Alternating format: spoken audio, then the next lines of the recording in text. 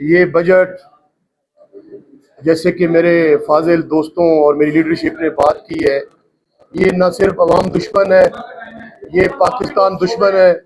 یہ بجٹ جو ہے یہ مزدور دشمن اور کسان دشمن ہے۔ اس میں کسی قسم کا جو ہے وہ ریلیف نہیں دیا گیا۔ میں نے اسمبلی کے فلور پہ بھی ہمارے پورے دوستوں اور ساتھیوں نے یہ بات جو ہے وہ ثبوت کے ساتھ بات کی کہ یہ مہنگائی جو ہے اس سے بڑھ گئی ہے۔ پاکستان میں آپ کو پتہ ہے کہ آئی ایم ایف کی جو رپورٹ آئی ہے اس کے مطابق آپ کے 44% لوگ جو ہیں وہ پاورٹی لائن سے نیچے چلے گئے ہیں۔ اس کا مطلب یہ ہے کہ آپ کا 11-12 کروڑ لوگ جو ہیں وہ آپ کی جو $3 آپ کی جو ڈیلی بیسس پہ جو آپ کی انکم ہے جو 900 روپے بنتی ہے وہ بھی نہیں کما پا رہے۔ سیکنڈلی جو آپ کی پیرٹی ہے، جو آپ کی بائنگ کیپیسٹی ہے وہ 58% جو ہے وہ کم ہو گئی ہے۔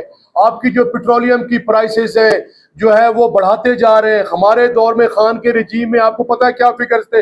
ہمارے دور میں انٹرنیشنل پرائسز کیا تھیں اور کس قیمت پہ ہم دے رہے تھے؟ بجلی کی پرائسز کیا تھیں اور جو ایسنشیل فوڈ آئٹمز ہیں وہ آپ کے سامنے ہیں۔ آج میں پوچھتا ہوں ان فارم 47 کے انسٹالڈ حکمرانوں سے کہ انہوں نے مزدور، کسان، غریب، سیلریڈ کلاس اور لوور مڈل کلاس کے لیے کیا دیا ہے؟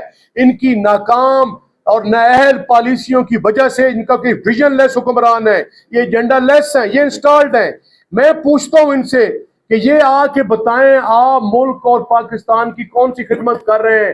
میں سمجھتا ہوں کہ جو یہ انہوں نے آئی پی پیز ان کے دور میں جو بیٹھے ہیں، جو آج بڑے بن رہے ہیں، شہید بننے کی ناکام کوشش کر رہے ہیں، جمہوریت کی اور آئین کی اور اصولوں کی بات کرتے ہیں۔ میں ان سے پوچھتا ہوں 1994 میں جب آئی پی پیز آئی تھیں، آئی پی پیز نے پاکستانیوں کا میں سمجھتا ہوں کہ جوؤں کی طرح خون چوس کے کھا گئے ہیں، ہڈیوں سے گودے بھی کھا گئے ہیں اور یہ سیکیورٹی رسک بن چکے ہیں۔